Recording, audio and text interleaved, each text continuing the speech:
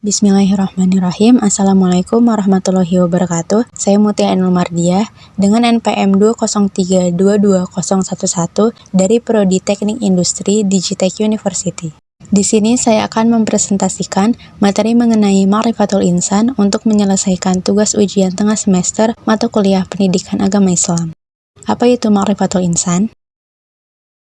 Ma'rifatul insan terdiri dari dua kata, yaitu ma'rifat yang artinya mengenal dan insan yang artinya manusia atau diri sendiri, sehingga ma'rifatul insan adalah mengenali diri sendiri. Ma'rifatul insan memiliki beberapa bagian, dan yang akan saya jelaskan yaitu mengenai ta'rif al-insan atau pengenalan manusia, hakikatul insan atau hakikat manusia, toqatul insan atau potensi manusia, dan nafsul insan atau jiwa manusia.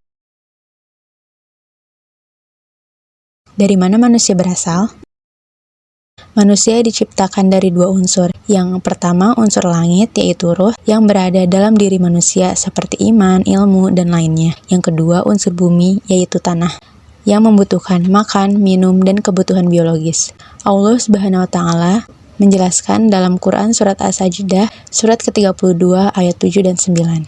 Terdapat tiga unsur dalam diri manusia. Yang pertama, kolbu atau hati. Yang dimaksud bukan hati secara fisik, tetapi abstrak seperti unsur rohani, yang bisa merasakan senang, marah, sedih, dan lainnya. Di dalamnya terletak al-azmu atau al-azmi, yaitu tekad, kekuasaan, kemampuan, keputusan, niat, dan rencana yang bersumber dari keyakinan, atau disinilah letak at-taqwa. Bebas memilih untuk taat atau ingkar kepada Allah Subhanahu wa Ta'ala, dan apa yang dipilih akan ada balasannya, yaitu surga atau neraka. Unsur yang kedua ada al-aqlu atau akal. Akal merupakan suatu keistimewaan yang dimiliki manusia dibandingkan makhluk lainnya, yang dapat memahami ilmu pengetahuan dan memahami ayat-ayat dalam Al-Quran. Dijelaskan dalam Al-Quran Surat Al-Isra ayat 36. Yang ketiga, unsur jasad. Jasad dapat dilihat dan diraba sebagai pelaksana apa yang telah diniatkan oleh hati dan direncanakan oleh akal. Tanpa jasad, tekad dan pengetahuan hanya akan menjadi impian dan teori yang kosong. Dijelaskan dalam Al-Quran Surat At-Taubah ayat 50. Lalu, untuk apa manusia diciptakan?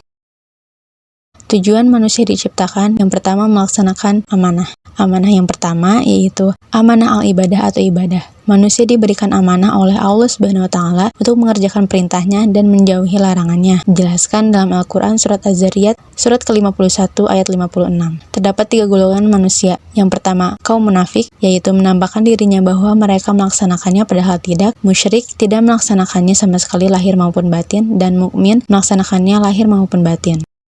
Amanah yang kedua yaitu amanah al-khalafah atau kepemimpinan di muka bumi. Manusia diberikan potensi kepemimpinan yang luar biasa, sehingga mampu memanfaatkan sumber daya yang ada dan menciptakan sebuah peradaban dengan potensi yang dimiliki. Tugas khalifah yaitu menegakkan hak dan keadilan, membersihkan alam dari perbuatan najis, syirik, dan fasik, dan meninggikan kalimat Allah Subhanahu wa Ta'ala. Dijelaskan dalam Al-Quran Surat Al-Baqarah Surat kedua ayat 30.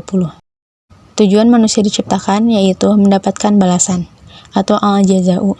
Balasan yang pertama itu balasan kebaikan. Mereka melakukan amal kebajikan dan memperoleh kebalasan kebaikan, bahkan pahala yang lebih baik dari apa yang telah mereka kerjakan. Dijelaskan dalam Al-Quran Surat An-Nahl, Surat ke-16 ayat 97.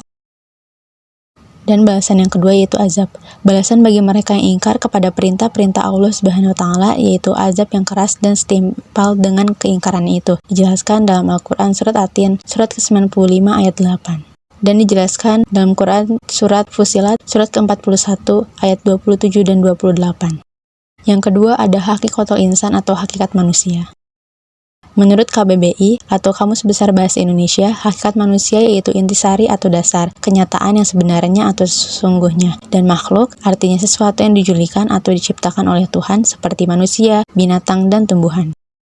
Yang pertama, hakikat manusia yaitu makhluk, alal fitrah atau berada di atas fitrah. Menurut Kamus Besar Bahasa Indonesia, fitrah artinya sifat asal, seperti kesucian, harkat, dan pembawaan. Dijelaskan dalam Quran Surat Ar-Rum, Surat ke-30 ayat 30.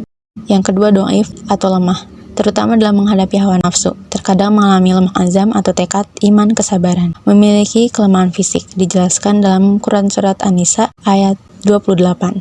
Hakikat manusia yang kedua yaitu jahil atau bodoh. Seandainya Allah Subhanahu wa Ta'ala menciptakan setiap makhluk pemahaman dan dapat berbicara, maka semuanya pasti enggan untuk memikul amanat itu. Manusia itu amat zalim terhadap dirinya sendiri. Dijelaskan dalam Al-Quran Surat Al-Ahzab ayat 72. Hakikat manusia yang kedua yaitu fakir atau butuh. Manusia diciptakan dalam keadaan tidak memiliki apapun kecuali apa-apa yang telah dianugerahkan kepadanya. Dijelaskan dalam Quran Surat Fatir ayat 15. Hakikat manusia yang kedua adalah dimuliakan. Manusia satu-satunya makhluk Allah Subhanahu wa Ta'ala yang dimuliakan olehnya, yaitu ditiupkannya ruh. Allah Subhanahu wa Ta'ala memuliakan anak-anak Adam karena nafkhuruh atau telah ditiupkan ruh kepadanya, seperti dijelaskan dalam Quran Surat As-Sajdah ayat 9. Dan diberi keistimewaan. Manusia merupakan makhluk yang Allah anugerahi dengan berbagai keistimewaan dibandingkan makhluk lainnya. Jelaskan dalam Al-Quran Surat Al-Isra ayat 70. Alam ditundukkan untuknya. Seperti dijelaskan dalam Quran Surat Al-Jasiyah ayat 12. Allah menjadikan bumi dan semua isinya untuk manusia. Dijelaskan pula dalam Quran Surat Al-Baqarah ayat 29. Hakikat manusia yang ketiga yaitu mukallaf atau yang dibebani. Makhluk yang dibebani tanggung jawab, yaitu yang pertama ibadah, taat kepada Allah Subhanahu wa Ta'ala dengan melaksanakan perintahnya, dijelaskan dalam Quran Surat As-Sajdah ayat 9, dan khilafah, menegakkan hak dan keadilan di muka bumi, membersihkan alam dari perbuatan najis, syirik, dan fasik. Hakikat manusia yang keempat yaitu bebas memilih. Manusia adalah makhluk yang diberi pilihan, iman atau kafir. Iman, mukmin atau sebagai orang yang beriman kepada Allah. Kafir, menolak dan menentang perintah Allah. Dijelaskan dalam Quran Surat At-Taghabun ayat 2. Yang kelima, mendapat balasan. Diminta pertanggungjawaban di akhirat atas apa yang telah manusia kerjakan di muka bumi, yaitu mendapat balasan surga atau neraka. Yang keempat, toqatul insan atau potensi manusia.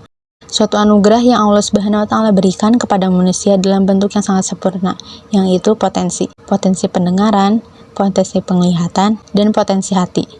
Seperti dijelaskan dalam Quran Surat An-Nahl ayat 78.